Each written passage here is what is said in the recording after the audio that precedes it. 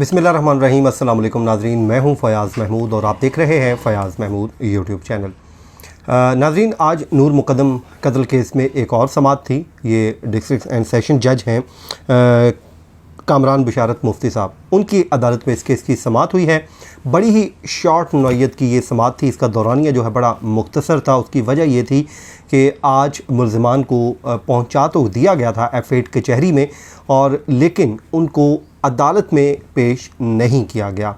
क्यों पेश नहीं किया गया, इस पे बेहतर है ये पुलिस ही जवाब दे सकती है। लेकिन हम यही सोच सकते हैं कि जो गुज़श्ता समाअत में जो कुछ भी हुआ उसके बाद शायद जो पुलिस है वो थोड़ी सी मोहतात हो गई है। हालांकि मुल्ज़िमान को अदालत में पेश करना चाहिए था, लेकिन ज़ाहिर है एक उनके पास और इख्तियार है रोबकार का, और उनको F8 कचहरी लाया गया और वहाँ से उनको बज़रिया रोबकार उनके जुडिशल रिमांड में 1 दिन की तौसी कर दी गई।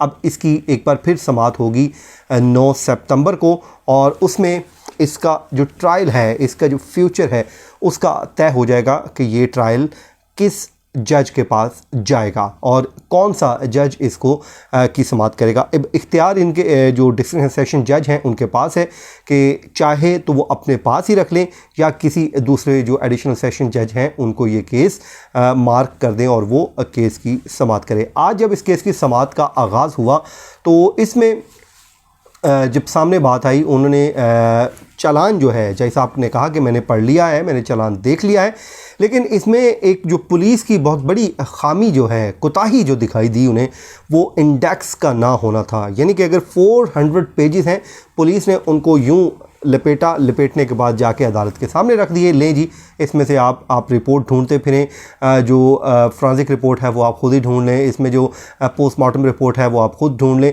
यानी कि एक बुनियादी जो गलती, अब इसमें पुलिस की भी ये कह लीजिए कि गलती नहीं है, एक प्रैक्टिस यही चलती आ रही थी। तो आज उस पर ऑर्डर कर दिया गया है कि आइंदा तमाम तर जितने भी चालान जमा होंगे उसमें उसका इंडेक्स होना ज़रूरी है, और चालान आने के बाद इंडेक्स होगा तो वो जज साहब के लिए पढ़ना उसको आसान होगा। अगर उन्होंने कोई रिपोर्ट देखनी है तो वो उसी पेज पर जाके वो ढूंढ लेंगे। तो अब इस पे कल तफ्तीशी अफसर को बुलाया गया है, वो कल आएंगे और आके अदालत को इस हवाले से आगाह कर देंगे। तो ये तो मामला हुआ। उसके बाद आपको पता है जो गुज़श्ता समाअत पे जो मीडिया के लोगों के साथ वहाँ पे हुआ, मुल्ज़िमान का जो रवैया था मीडिया के साथ, उस पर क्योंकि डिस्ट्रिक्ट एंड सेशन जज को Islamabad high court journalist association के सदर साकिब बशीर साहब और दीगर जो वहाँ पर जर्नलिस्ट मौजूद थे, उन्होंने इस मामले को उठाया था। तो उन्होंने कहा था कि इस हवाले से हम पूरा जो आपको राइट है ओपन कोर्ट में जाने का वो आपको दिया जाएगा। तो इसका भी आज कमरा अदालत में तज़किरा हुआ है कि इस पे भी बात हुई है। और आज मुल्ज़िमान को तो ज़ाहिर है पेश नहीं किया जा सका, आमना सामना नहीं हो सका, लेकिन अब उनको जब 9 सितंबर यानी कि कल उनको दोबारा एक बार फिर पेश किया जाएगा तो ये सूरत हाल क्लियर हो जाएगी कि उनका जो रवैया है वो वैसा ही है या उसमें कोई तब्दीली आई है।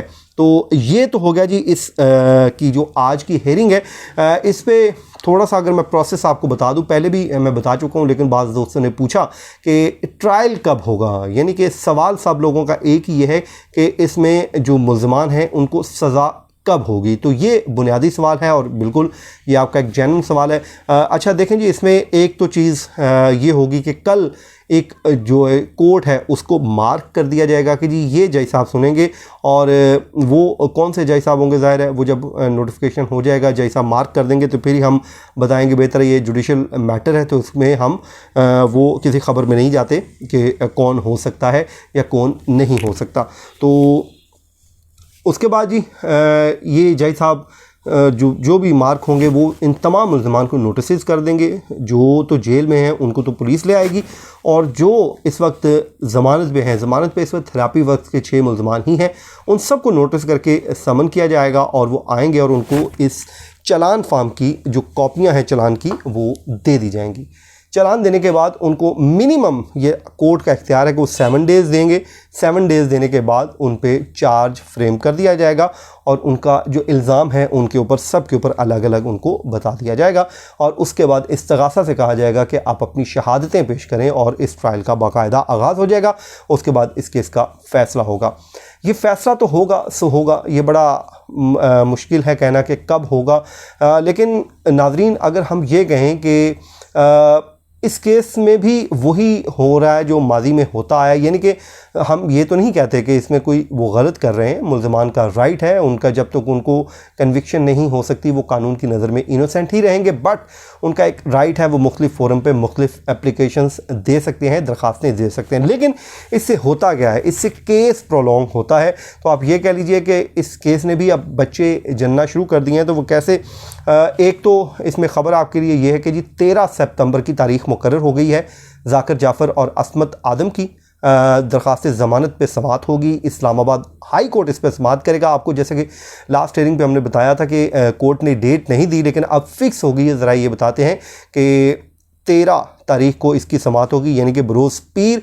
ये बड़ी अहम नौइयत की समाअत होगी। इस पे आर्गूमेंट्स होंगे और नोटिस जो हैं वो जारी किए गए थे शौकत मुक़द्दम साहब के वकला को, और मेरी उनसे बात हुई है, वो उन्हें पता चल चुका है और उन्होंने इस केस की तैयारी शुरू कर दी है और वो अपना केस लड़ने के लिए तैयार हैं। अब ट्रायल इस पर सीधा सीधा होना चाहिए ताकि ये मामला जो है ख़त्म हो। आप लोगों का भी सवाल यही कि जी मर्डर हुआ है, बिल्कुल हुआ है, और उसके बाद उसका जो मुल्ज़िम है वो पकड़ा गया, जाए वारदात से पकड़ा गया। अब इसमें सज़ा क्यों नहीं हो रही है? उसकी वजह यह है कि एक तो ट्रायल का आगाज़ नहीं हुआ, दूसरा इसमें अब मुख्तलिफ पहलू जो निकलते आ रहे हैं। अब जैसे ये ज़मानत की दरख्वास्त आ गई, इस पे अब जो है उनके वकला उधर मसरूफ़ हो जाएंगे, वो उसको सुनेंगे। उसके बाद फिर 22 सितंबर को थेरापी वर्क्स के मुल्ज़मान की जो ज़मानत मनसूखी की दरख्वास्त शौकत मुक़द्दम साहब ने दायर की है, उस पर समाअत होगी। उसके बाद अभी सैटरडे को जो इंदराज मुकदमा की ताहिर ज़हूर ने दरख्वास्त दायर कर रखी है, उस पर समाअत होगी।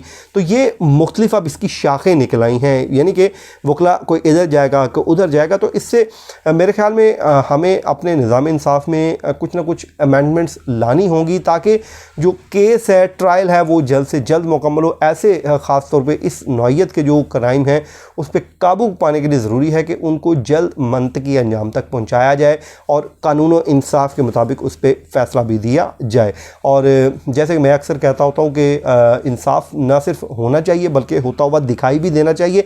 और ये मैं कल एक इंटरव्यू पढ़ रहा था शौकत मुक़द्दम साहब का, उन्होंने किसी एक अखबार को दिया है और उधर उन्होंने भी यही सेम बात की। उन्होंने कहा कि इस केस में वो चाहते हैं कि इंसाफ हो, ना सिर्फ इंसाफ हो बल्कि होता हुआ दिखाई भी देना चाहिए। तो हमारी दुआएं हैं जी अल्लाह ताला इस केस में इंसाफ के करे और जितने भी लोग इसमें इन्वॉल्व हैं उनको सज़ा, और किसी इनोसेंट को इसमें सज़ा नहीं होनी चाहिए।